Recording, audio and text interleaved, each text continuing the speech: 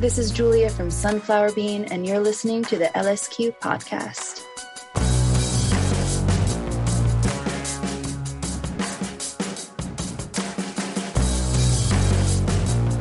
What's up? It's Jenny LSQ. I appreciate you checking out the LSQ podcast. In episode 75, I had the pleasure of finally getting to do a long interview with Julia Cumming from the New York City indie rock trio Sunflower Bean. And we've been able to chat before it and know each other socially, but I had always wanted to ask her some of these questions ever since we first met, because she's always impressed me as a really compelling young artist, and I love to nerd out on, like, what got you into that shit. So Julia and I go there. We talk about her early stuff, like before Sunflower Bean. She actually was in a touring band when she was 11 and 12 years old. And we talk about the music she loved as a kid, like the Beach Boys and Devo and Elliott Smith. And we also talk about Sunflower Bean's excellent new album, Headful of Sugar, their third studio LP, and I think their best yet. And it's out this week. Hi. It's so good to see you. Good to see you too. This is so cool. I'm so happy we can do this. Same. And it's been a million years, even with a pandemic in the midst of it, since I've seen you. Are you in Columbus, Ohio, where your next show is? I am absolutely 100% in Columbus, Ohio. It's been quite rainy and cold, but we're at one of these kind of new pseudo-fancy to legitimately fancy kind of hotels. Ooh, it's a rising category. Yes, it really is. And on tour, it's a very, you get to feel very special when you go to the pseudo-fancy hotel. I like it. How far into this tour are you? Pretty early. We've done 3 shows so far. So Columbus will be our 4th on this run. And it's been cool. It's been really interesting. We thought it might be a little bit like riding a bicycle, since we had been, we'd spent a lot of years touring. And it's definitely a pace that you have to get used to again. But also just the fact that rather than, the kind of loose, creative pandemic days, it's very much like action all the time, which is good. And mostly the most interesting and best part is just like being around people again and music fans again.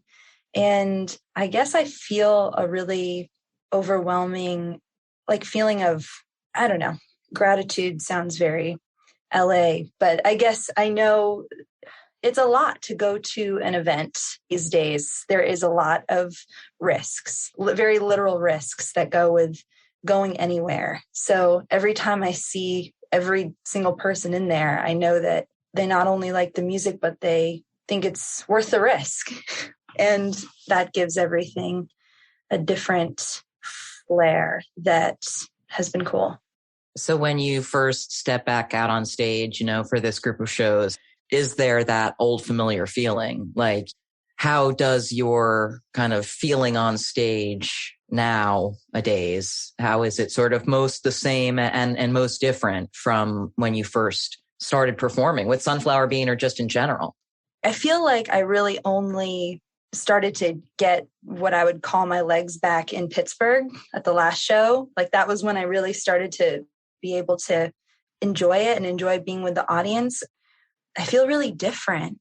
The band has gone through a lot of changes, personally, literally, kind of with every aspect of ourselves, as we all have during the pandemic. We're all very different people than when it started.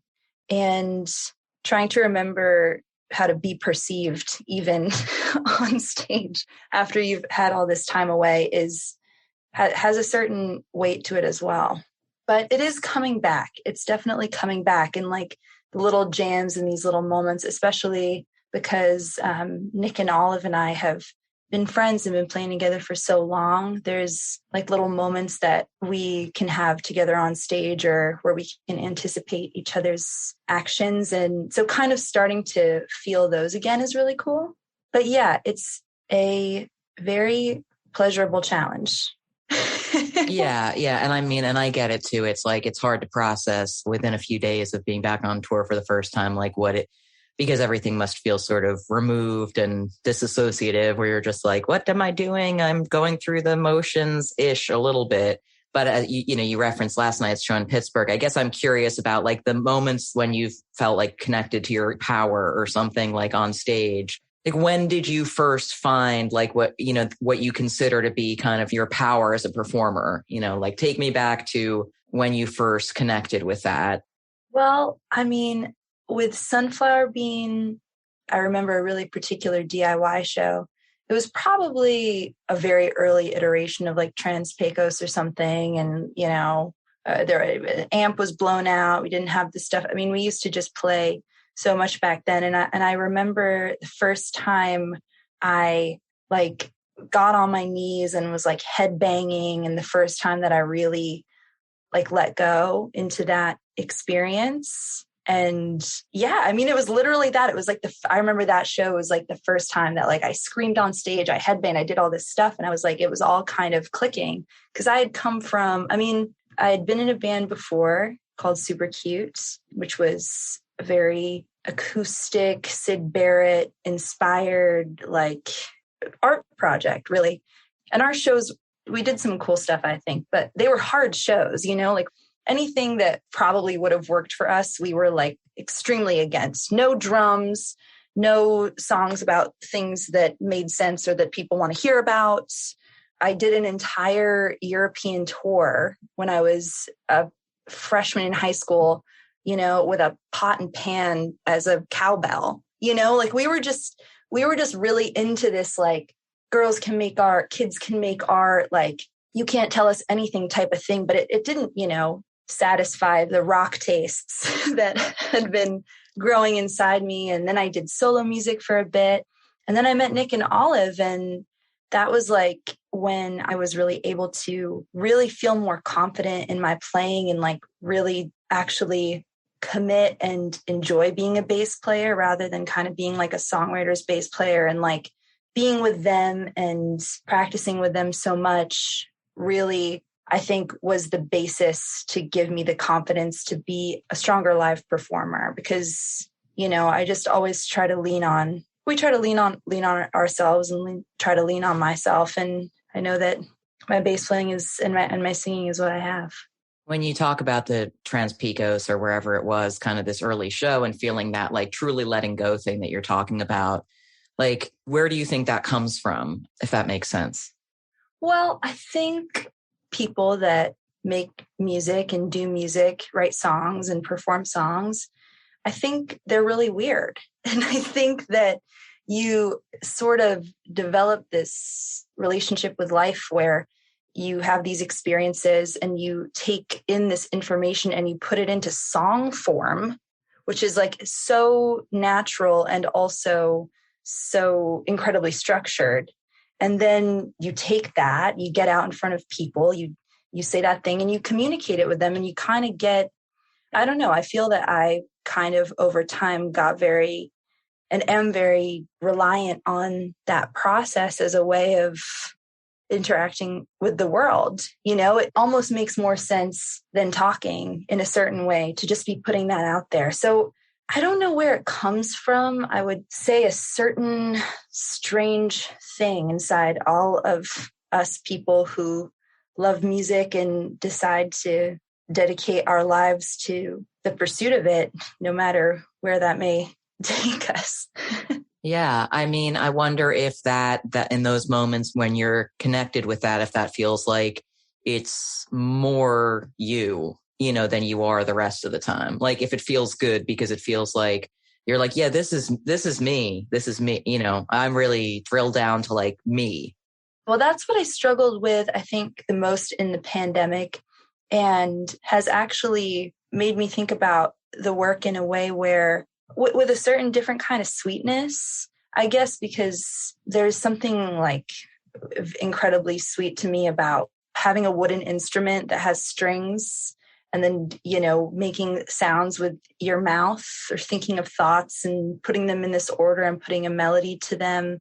And it's still I think during the pandemic, I was able to, and we were all able to understand more about songwriting and being comfortable being songwriters. But I definitely got a new perspective on the sweetness of that life. And when it is taken away, it yeah, it was like a loss of identity, I guess.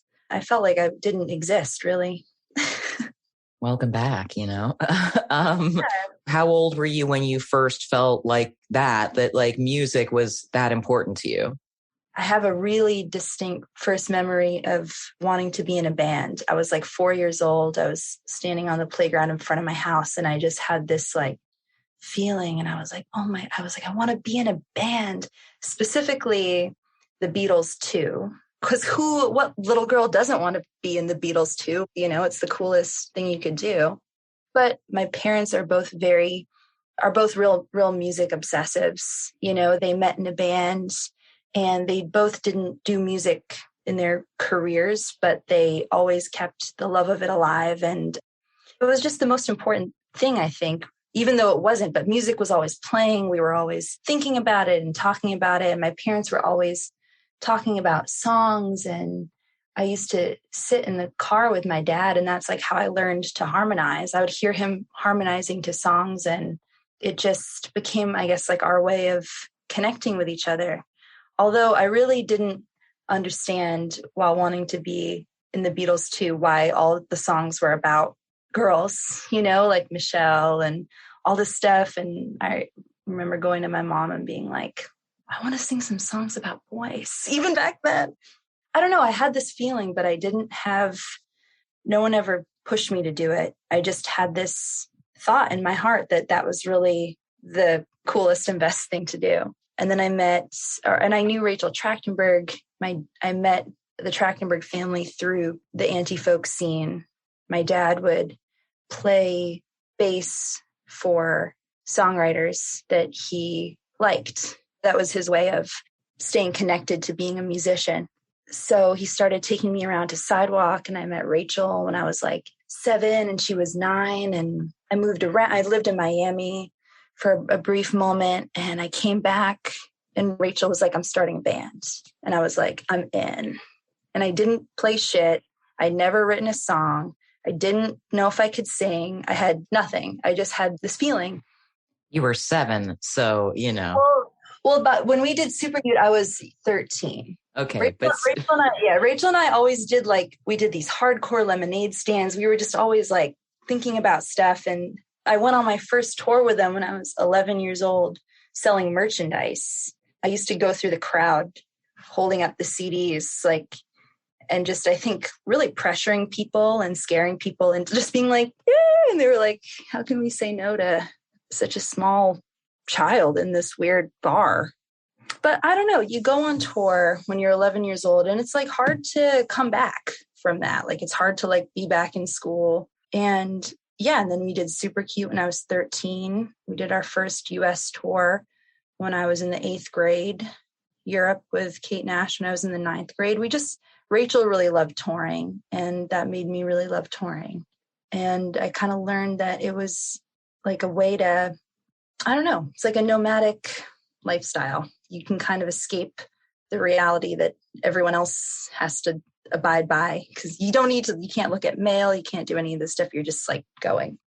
And when that ended, I did a little bit of my music, and then I met Nick and Olive. And I remember meeting Nick outside of a bar, and that we both couldn't get into because I was probably 17. And he said, I'm starting a band called Sunflower Bean. And I just had a feeling, I guess, similar to this other feeling. I just do everything guided by a particular gut feeling that that's what I'm supposed to be doing. And I met him and I was like, oh shit, I'm going to join that band, aren't I? And I did. I really did. And it became my life. But so going back a little bit to after you're like, I want to be in a band, we're going to be the Beatles too, and I'm going to write some songs about boys. And, sort of in between there and hanging out in the anti-folk scene, and, that has a certain kind of aesthetic to it that's maybe some of where the Syd Barrett thing for Supercute that you were talking about earlier kind of feels like it could be an offshoot of being around some of the anti-folk cool, weird shit that was going on. But in between there, sort of key adolescent years, what was the music that you were getting into? What were the sort of defining kind of albums or artists for you as you were figuring out what your taste in music was? I would say the biggest one who stuck through me in my teens, which is a big one for everyone I know, was Elliott Smith, who was the first artist that I personally nerded over. My dad is a real, head. And it was like the first time I went to Barnes and Noble and got my own book about him. And, I would say that was the heart. I kind of always loved bands and was kind of studying how they worked. I loved Led Zeppelin. I loved Black Sabbath, but I also really loved singer-songwriters. I loved Simon and Garfunkel, Cat Stevens, and these harmonies. And I was going to a public performing arts school and learning about singing. But philosophically, I would say probably artists like Devo and the Beach Boys, who are obviously in different spectrums. But I think that those two, especially Devo, taught me about the power of bands.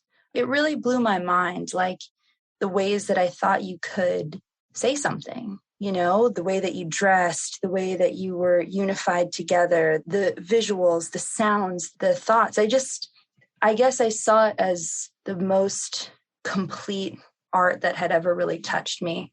And then obviously being a huge Brian Wilson head, I had a shrine to Smile around my room, and I had cut out mouths from all these magazines, and they were my room was covered in mouths and these little pictures of Brian Wilson that were cut out from magazines. It was in retrospect really strange that anyone let me do that, but a lot of records like Smiley Smile, Sunflower, some of the kind of really strange moments, I thought also really taught me a lot about how much you can say and how little you can say, and what you choose to highlight with your songs in order to make so many unexpected aspects of life so special, really, and so important. Wind Chimes by the Beach Boys was one of my favorite songs for many years. It was my number one song for probably 5 years, just because I just thought everything about it, these little kind of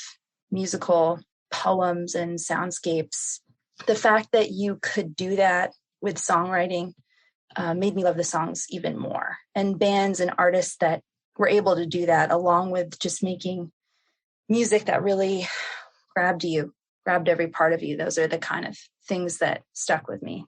And even anti-folk stuff, Jeff Lewis, Moldy Peaches, Adam Green, Nellie McKay, all that stuff goes deep. So when did you start to kind of translate or feel like you wanted to translate this admiration for a certain kind of expression into doing it yourself? How deep in were you to listening to stuff before you were, you've said you went to performing arts school, but when did you start to think I'm a creator, I'm a creative person, I'm going to write, whether poetry or songs or whatever? I mean, I've always, for better or for worse, and it's usually worse, have been a jump in and see what happens type person. Supercute existed for a couple days before we had our first show. And that was having to learn the cover. We did a bunch of covers. We did all this stuff, having to learn how to even, I was playing an instrument on stage without knowing how to play at all. But, it was very much we were in New York. We were kids. We were tough. We were determined. Me and Rachel had a real synergy. I just kind of loved everything about it. It was really easy to start trying to write songs because it seemed like the natural thing to do. Not that writing them was easy, and not that a bunch of them didn't suck, but they were still cool, especially back then. We had a great song called Salmonella, and we have a whole record that never came out due to music industry bullshit, but maybe someday it will. So, I mean, how has your approach to writing songs kind of grown since then? Or what is your current kind of songwriting practice? Well, coming from that kind of ethos and then going into Bean, which I kind of mentioned, was really cool. I think because when Bean started, we all had so much to prove, and working with Nick, and especially, and learning about him and really admiring him as a guitarist as well, really opened up a lot of different thinking and a lot of different ways of working. And since we've been a band, we basically, Nick brings things, I bring things. Sometimes they're fully done. Sometimes it could be a sentence, it could be a word. And we come together and we figure it out. And we kind of use each other's, especially the things that make us really different as songwriters to create what is Sunflower Bean. And and it's definitely that feeling of, the whole is greater than the sum of the parts. And I find it really interesting to bring these ideas and just like see where we can take them. But, like the ways that you find inspiration, I think are always the same. And like the practice of writing everything down, recording everything, thinking every thought, following through, that always stays the same. And there are times when, the muscle is stronger, I think, and times when it's not. But there's a song on the record called Other Side. And the entirety of that song came to be in probably 30 minutes. The melody, the words, Olive was playing something on the piano and I got the guitar and the bass. And then we just, because you have to kind of wait until those emotions are ready. So it's really the same. It's always about not standing in your own way, which is one of the hardest things for anyone to do. I've found in any aspect of life. It's hard to give yourself the chance to make something. Yeah, I mean, and a third album is an interesting moment because obviously your debut album is a big deal. And then the second one, everybody's like, ooh, sophomore album, what are you going to do? And then you get past that and it's like, okay, there's like a clearing to kind of be who you are. I wonder what you think, like, what are some of the 2022 intentions and going forward for Sunflower Bean? Well, I think, again, I also think our kind of spirit and ethos are still very true to what they were in the beginning. I think what's changed really is I think we just have a better grasp of how we want to do it. And a lot of that comes from Olive. She really taught herself a lot about engineering over the past few years to even give us that chance to have that level of control. But I think that this record, 2022 Bean, is really free.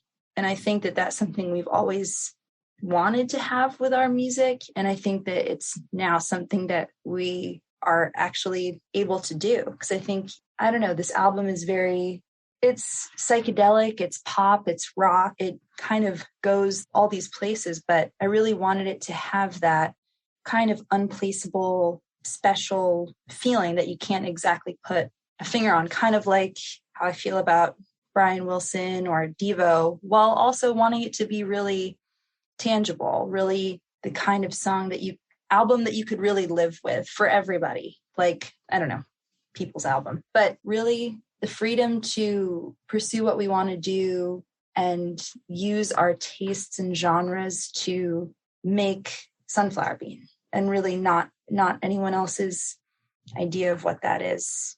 Yeah, it's awesome to be at a place where you can see how by being just who you are, being better at being who you are, makes you a better artist. You know what I mean? The best version of any artist is the one that's the most extreme, the most of them, and the least concerned about, everything else. And somehow, if it's going to be popular regardless of genre, or if it's going to reach people who don't normally listen to quote unquote that kind of music, it does it because of that. It does it because the person like leaned into just the thing that only they can do, even if they don't entirely like know, understand what that is or how they're doing it. They just know it when they hear it. Like, this sounds like us. Okay, let's stick with it if it sounds like us. Yeah. And, I think we've always kind of been interested in like the opposite, or what we think might be going on in the future, or just kind of like, trying to turn our own process on its head. And I think with the pandemic and with this record, we, kind of did the opposite of what we did with 22 in Blue, which was like this group of songs that were incredibly sacred. And we tried all these things to make that thing. And not that we did not work a ton on this one, but very different. The way that we approached what was working and what wasn't working was very different. It was very much, like what is natural, what's important, what's big, what's clear. Like, we're trying to work with bigger, bolder thoughts and bringing them to the front in a more succinct way, rather than kind of the, I don't know, that was our version of experimentation rather than, kind of some of the other experimentation you can do, like getting lost in a studio with amps and just stuff that, especially in the pandemic, you were not able to do. It would have also been very fun. But we worked with Jacob Portrait from UMO. We worked with him on 22 in Blue partially as well. And I like that it really became a 4-person record. It's really hard to keep that part of independent music sacred these days. I mean, there was I wrote a little with Susie Shin, Shamir's on the record, but for the most part, every day in and out, was just a piece by us 3 and JP just saying, keep going, make this damn thing. And yeah, I think the fact that we got to do it in that way still feels really special. Well, it turned out awesome. I was driving around LA today, pumping it in my vehicle. It's a pumping it in the car type of album. That was definitely one of the goals. I love the videos as well. They kind of remind me of Memento. Remember that movie, Memento? Yeah. Well, we wanted them to. We wanted. It's a caper. Yeah. We wanted them to be like placed in reality. Like obviously music videos have all this stuff, but we wrote the stories as well, as much as a story is in a music video. But trying to use that space to bring something different to the song, especially if I feel like Who Put You Up to This has a lot more of that personal emotion, and Roll the Dice is really gambling, risk, obviously money is a bigger theme. And we kind of tried, money is in both of them, but we tried to kind of flip that around and connect them in that way. Yeah, I'm super excited for this record to be out. It's definitely the thing I've worked the hardest on in my life. Wow. Yeah. Amazing. Yeah. It feels like a weird thing to say, but like the amount of love and thought, and it's definitely been the biggest endeavor. Yeah. So right now you're in that hurry up and come out already moment, probably then, where you're just like, oh God. And I think no matter what, it'll, because everything goes down to the wire anyway, there won't be enough time, but all of us could always use to be a little more grateful. And I certainly feel that way about being able to tour, still being able to be a musician, still being able to put out work that I'm really excited about. And I just can't wait to get it to the people. Julia, thank you so much for doing this. Great to see you. And I hope we get to hang at a table at a party sometime soon. That'd be great. Sunflower Bean's awesome new album, Headful of Sugar, is out on May 6th, and they've got US dates in May as well. You can check those out over at sunflowerbeanband.com. And thanks again to Julia Cumming for that sweet conversation. And thank you for listening to the LSQ podcast. And if you've got questions or feedback or want to suggest guests for upcoming episodes, I'm on Twitter @JennyLSQ, and I'm there on Instagram as well. Talk to you next time.